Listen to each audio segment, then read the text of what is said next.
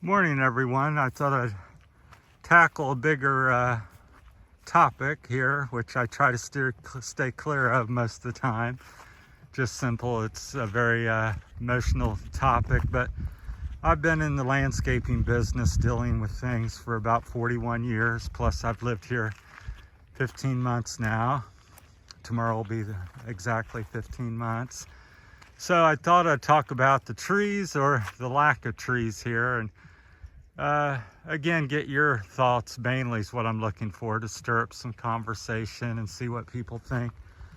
Of course, I'll share with you what I think. So, as I often say, I'm not a tree hugger or, the government trying to shove something, down people's throats or whatever, or tell people what to do. But at the same time, kind of common sense. If you plant, it's like, let's say you farm corn, and you go out and you plant a field full of corn, and you go out and harvest it, and then you go out and harvest it, and you don't do nothing else, and you go back in 4 or 5 months and you want to harvest again. Well, there's no corn. Well, that's what's happening to the trees in the Philippines. That sums it up very simply.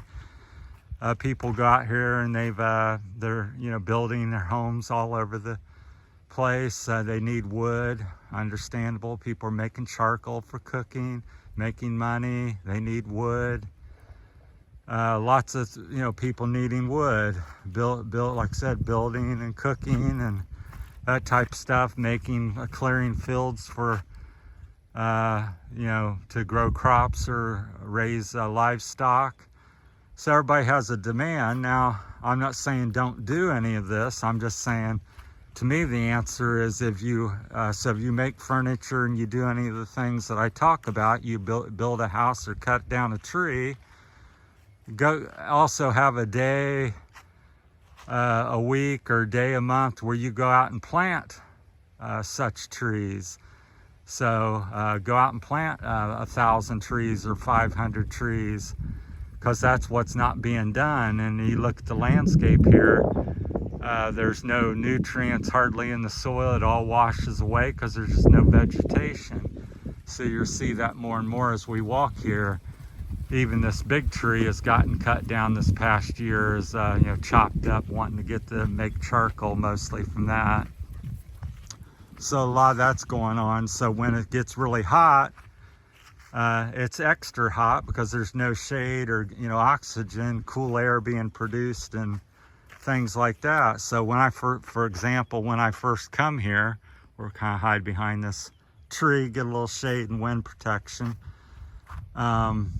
I walk this trail, which is probably 2 or 3 kilometers, a lot, and I would say 60-70% of it is at least minimally 50% to 70% was shady, like the little spot I'm in.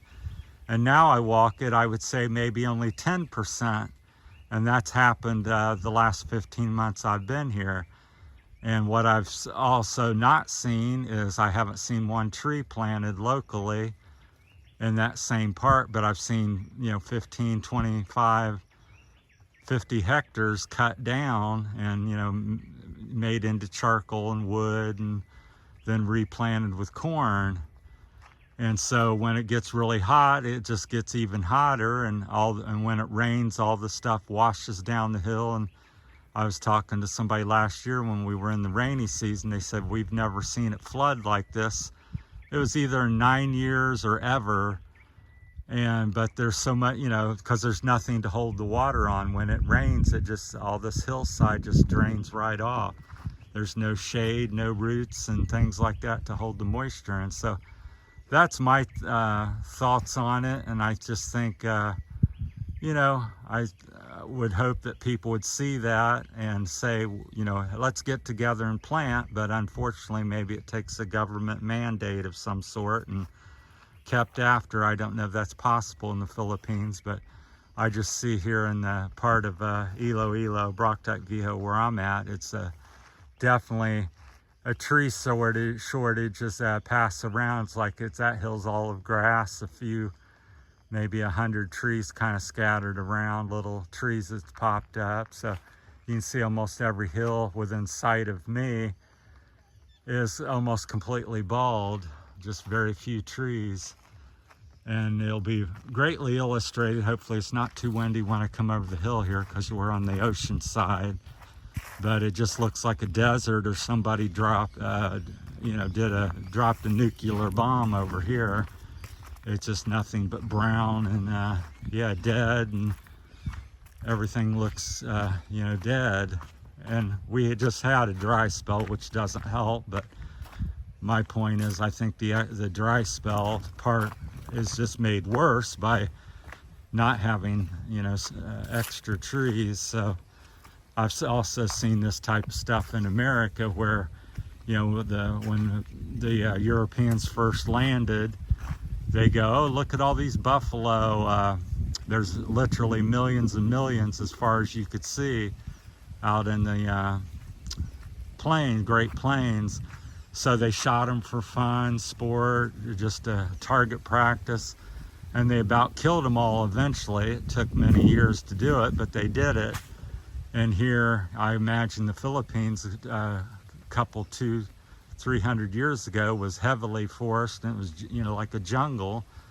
And now I look around the area I'm at, there's next to no very few pockets of jungly native area left anymore. Just a handful of them, and every year they're being cut because there's simply no more wood and trees to be done. So, but I just wanted to get your thoughts on it, and share my experience and thoughts as well. So, like I said, as you come over the hill here, it even gets worse looking. But there's only like 1 or 2 hillsides here that have a substantial native stand of trees. So, but here's what you typically see. They burnt the field, and so how good can that be with nutrients, and what kind of crop are you going to grow in it? And you could see when it rains, because we get torrential rain, 1, 2, 3, 4, 5 inches of rain in the rainy season, and it just runs down the hill like a waterfall. So, and then here's another example over here. I kind of pan in a little bit for you, but you can kind of see here, there. Good morning. So, but anyhow, despite that, it's still a beautiful country and many beautiful places. But I find it a little bit sad that people aren't. I know it's a catch between making money, making charcoal and making money, to build your house, lumber, and also growing crops and having a place to do that. But I just think there's a trade-off, that you can't just keep cutting every hill and have nothing left.